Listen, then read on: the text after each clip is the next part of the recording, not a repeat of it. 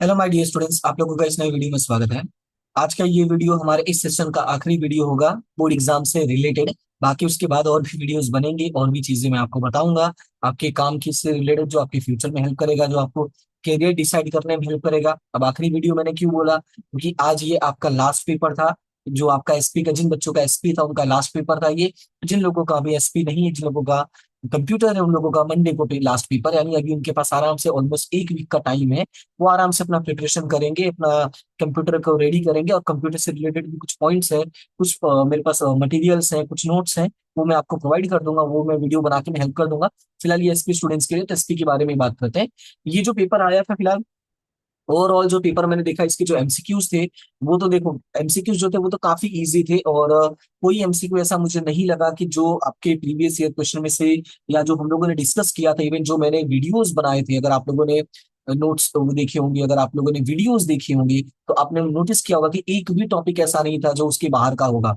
Even जो long question थे, जैसे काफी लोग ऐसा बोले कि भाई जो क्वेश्चंस थे वो थोड़े ऊपर नीचे थे, मैं आपको लेटेस्ट भी बताऊं। अगर आप लोगों ने लेटेस्ट भी, जैसे होता है ना कि मैं इस बारे में ज्यादा नहीं बोलूंगा, बट स्टिल अगर आपने किया होगा तो आपको दिखेगा इसमें काफी सारे ऐसे लेटर्स हैं जो ऑलरेडी हमने डिस्कस कर, जैसे ये लोन वाला हम लोगों ने डिस्कस किया था। मैंने कहा था आपसे एक बार रीड कर लेना। फिर मैंने आपसे कहा था कि पब्लिक यूटिलिटी वाला जो है उसमें कर लेना, ये जो इरेगुलर काम हो रहा है उसका। उसके बाद यहाँ पे ये करियर गाइडेंस से रिलेटेड स्कूल में प्रोग्राम हुआ था, उससे रिलेटेड लेटर है। फिर एम्प्लॉय का क्लेरिफिकेशन की जो अपसेंट था कंटिन्यूसली, उसके रिलेटेड है। फिर एक डिमोशन हुआ है, उससे रिलेटेड है। तो ये वाला हम लोगों ने टॉपिक्स जो है वो ऑलमोस्ट लेटर में कवर किया था। बाकी यहाँ पे मैंने सारी क्वेश्चंस भी चेक किए, वन बाय वन सारे क्वेश्चंस चेक किए। मुझे एक भी क्वेश्चन ऐसा नहीं लगा कि जो हमने टच नहीं किया हो, जो हमने डिस्कस नहीं किया हो। ऑलमोस्ट सारे ही क्वेश्चन, इवन जो 1 मार्क्स वाले क्वेश्चन थे, 1 मार्क्स वाले में तो लॉटरी लग गई। इन लोगों ने तो एमसीक्यू वाले को ही 1 मार्क्स में कन्वर्ट कर दिया, तो वो तो लॉटरी कहते हैं। जैसे ये राइट फुल फॉर्म ऑफ ईसीएसई आपका उसमें से कवर हो गया, आ गया है। इन लोगों ने क्या किया, डायरेक्टली वहां से आपको कॉपी पेस्ट कर दिया एमसीक्यूज में से। तो ओवरऑल जो पेपर देखा जाए तो वो काफी अच्छा था। अगर आप लोगों ने थोड़ा सा भी मेहनत किया होगा, थोड़ा सा भी मतलब कहते हैं ना कि एक प्रॉपर वे में आगे बढ़े होगे ना, तो 100% 90+ मार्क्स तो इजीली आ जाएंगे और पेपर अटेंड अच्छा करके आते हैं। जैसे मेरे पास काफी सेट्स हैं जिन्होंने थ्रू द, कहते हैं ना, थ्रू द ईयर एसपी नहीं रीड किया था, एज वो तो कंप्यूटर के बेस पर ही चल रहे थे। But at the end moment पे उन लोगों ने डिसाइड किया कि भाई वो क्या लेंगे, एसपी लेंगे। अब समझो जो दिवाली के बाद जिसने डिसाइड किया था, ऐसे स्टूडेंट ने भी मुझे मैसेज करके यही बोला है कि सर 80%, आई मीन 80 मार्क्स से ज्यादा या 85 से ज्यादा मार्क्स आ जाएंगे हमारे। सो आप सोच सकते हो कि जो पेपर है वो लगभग वही आया है जो हमने डिस्कस किया था। ठीक है, तो ओवरऑल जो पेपर है वो अच्छा था। आपका कैसा गया है, आप अपना जो रिव्यू है वो आप कमेंट सेक्शन में बता सकते हो, उसमें कोई इशू नहीं है। आपका जैसा भी गया वो अच्छा बताओ, बहुत अच्छा गया जो है वो आप बोल सकते हैं। फिलहाल चलते हैं क्वेश्चन को डिस्कस कर लेते हैं। क्वेश्चन में लिखा हुआ है, which of the following institution controls and give instruction to all the banks of the country. ये तो हम लोगों ने इकोनॉमिक्स में रीड किया कि इंडिया में सारे बैंक्स को कंट्रोल कौन करता है। तो फादर ऑफ बैंक्स कौन सा है, रिजर्व बैंक ऑफ इंडिया। हम लोग ऐसे बोलते हैं ना कि सारे बैंकों का बाप है, तो ये है रिजर्व बैंक ऑफ इंडिया। फिर है नेक्स्ट है, fire brigade services called which of the following services. हमने इसमें मैंने आपको समझाया था कि आपको जो सेकंड चैप्टर उसमें से आपको पूरा रीड करना कि पब्लिक कौन सा, प्राइवेट कौन सा, पब्लिक यूटिलिटी वाला कौन सा, वो आपको थोड़ा ध्यान देना होगा। उसमें क्वेश्चन एक नहीं, एमसीक्यूज आते ही आते हैं। ये जब मैं क्वेश्चन टिक करवाया था तो मैंने कहा भी था, और इसमें भी एक आया ही है, और इसका जो आंसर होगा वो हो जाएगा पब्लिक यूटिलिटी, यानी जो ऑप्शन होगा, option number B is right answer. फिर चलते हैं क्वेश्चन नंबर 3 में, which of the sorry when the employ frequently commits indiscipline, which punishment does the business firm give as the last resort। इस वाले question को लेके काफी सारे जो मैंने कहते हैं ना कि इवन पेपर से पहले भी मुझे एक दो स्टूडेंट्स ने क्वेश्चन पूछा था, इवन पेपर के बाद भी मैंने मुझे कुछ स्टूडेंट्स ने वीडियोस भेजे हैं, उसमें डाउट पूछा। तो क्वेश्चंस में कहते हैं ना कि इसमें डबल आंसर वाला गेम चल रहा है। तो डबल आंसर वाला गेम चल रहा है, तो भी फाइनल आंसर जो है मान के चलो वो बोर्ड पे ही डिपेंड करता है, अगर इतना ज्यादा इश्यूज हो रहे हैं तो। बट मेरे अकॉर्डिंग जो मैंने रीड किया, मैंने मुझ में इसलिए चेक किया, उसके बाद ये वीडियो देखो आप, बहुत ज्यादा टाइम लेके मैंने बना दिया, मतलब ऑलमोस्ट दिन बीत गया ही समझ लो। तो अगर ये देखोगे इसका आंसर, तो जो मेरे हिसाब से आंसर है वो है डिमोशन। एज आप बुक में देखोगे तो इसका क्लियरली मेंशन है कि अगर कोई एम्प्लॉय जो है वो इनडिसिप्लिन होता है, माल प्रैक्टिसेस करता है, तो उसका जो लास्ट रिजल्ट होता है, लास्ट ऑप्शन यही होता है कि उसको हम क्या कर देते हैं, डिमोट कर देते हैं। सॉरी, मतलब उसको उसको डिमोशन कर देते हैं। कंप्लीशन ऑफ सर्विस जो है, ये इसका सर्विस कंप्लीट हो रहा है यहाँ पे। वो टॉपिक में ऐसा कुछ है ही नहीं कि सर्विस कंप्लीट होने की बात हो रही हो। यहाँ पे तो कहना है कि वो कुछ गलत कर रहा है, कुछ प्रॉब्लम क्रिएट कर रहा है, तो बस क्या सजा दोगे आप। मतलब लास्ट ऑप्शन क्या है आपके पास, तो डिमोशन ही आपका राइट आंसर होना चाहिए एज पर मी। बट अब देखते हैं कि बहुत सारे टीचर्स वैसा बोल रहे, तो हो सकता है भाई कि मे भी शायद उनका राइट हो, बट मेरे अकॉर्डिंग जो बुक में मुझे दिखा है वो यही आंसर है। इसलिए जो स्टूडेंट्स ने डिमोशन आंसर टिक किया है, वो मान के चलो कि आपका डिमोशन आंसर ही राइट है। एज इस चीज में तो इतना अंदाजा है भाई, रॉन्ग नहीं होता है। बट स्टिल एक बार फाइनल के लिए चल के चलेंगे, फिलहाल अभी यही आंसर राइट मान के चलना है। Okay, now the next one means a four-sided arrangement to meet possible monetary loss और eventuality. अब यहाँ पे पूछा है कि इन चारों में से कौन सा अगर इसका मतलब होता है कि फ्यूचर में होने वाले फाइनेंशियल लॉसेस को या मॉनेटरी लॉसेस को कवर अप करना, तो वो हो जाएगा आपका आंसर इंश्योरेंस। इंश्योरेंस जो है एक ऐसा टेक्निक होता है जिससे हम लोग बचने की कोशिश करते हैं। What do we call the amount pay to the government for the purchase और सेल ऑफ हाउस और a land for the preparation और रेंट एग्रीमेंट और इंडेमनिटी बॉन्ड। हमने रीड किया है कि अगर हमें कोई भी टाइप का एग्रीमेंट करना और हम कोई भी परचेस एंड सेल का काम करते हैं स्पेसिफिकली हाउस या लैंड की, तो हम लोग को ड्यूटी पे करनी पड़ती है। क्वेश्चन है कौन सी ड्यूटी पे करनी पड़ती, तो वो होता है स्टैंप ड्यूटी पे करनी होती है। राइट, तो आपका आंसर हो जाएगा option number B.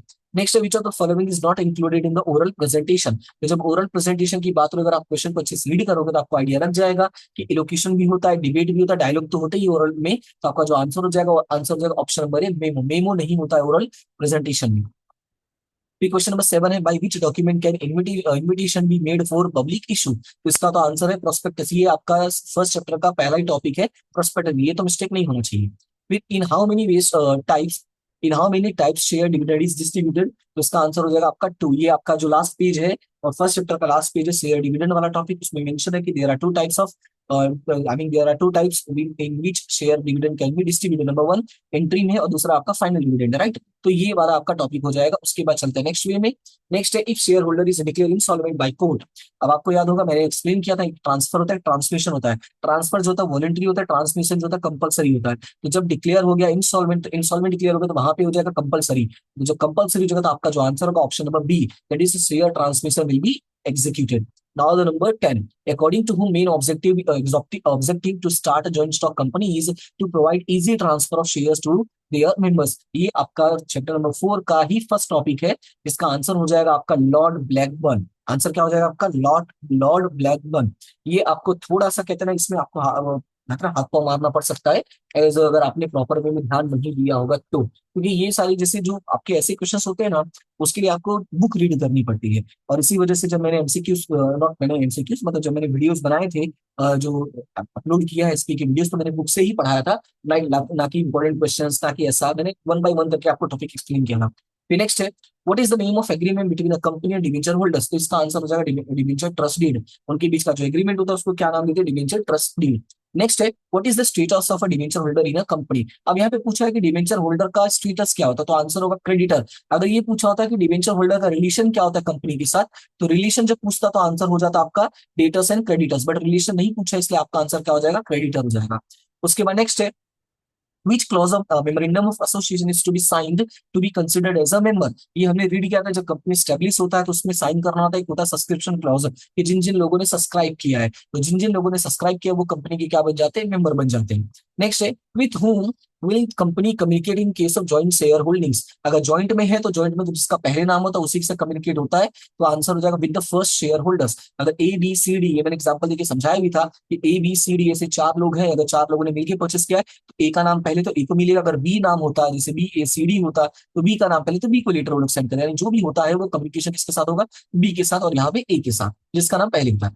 In how many companies can a person become a director. इसका मैंने एक्सप्लेन किया था कि बेसिकली एक पर्सन जो है वो मैक्स टू मैक्स 20 कंपनी में डायरेक्टर बन सकता है, और वहीं जब प्राइवेट कंपनीज और पब्लिक कंपनी का डिवीजन होता है तो public company max to max 10 हो सकता है, यानी 11 कमी नहीं होगा, या तो 10 होगा या तो 9 होगा, मतलब 10 या उससे कम। ये पब्लिक कंपनी के लिए है, ठीक है। और ये ओवरऑल है, ये क्या है, ओवरऑल है, मतलब कुल मिलाकर कितनी कंपनीज में बन सकता है, तो 20। ऐसा नहीं कि ये प्राइवेट है पब्लिक है अलग अलग, नहीं, ये बोला ओवरऑल 20 होना चाहिए और पब्लिक में उसमें ज्यादा से ज्यादा कितना हो सकता है, 10 हो सकता है। क्लियर है इतना। उसके बाद चलते हैं नेक्स्ट क्वेश्चन पे। नेक्स्ट है when does the term of first director expire। तो हमने रीड किया था जो फर्स्ट डायरेक्टर होता है जैसे ही पहली जनरल मीटिंग होती है वो रिटायर हो जाता है, तो on the day of first general meeting of the company. तो आंसर क्या हो जाएगा, on the day of first general meeting. ये आपका यहाँ पे भी कवर हो गया है, इसलिए इसको रख करके वापस कर दे रहा हूँ। ओहो, चलो ये दोनों में कवर हो जा रहा है तो यहीं से कर देता हूँ।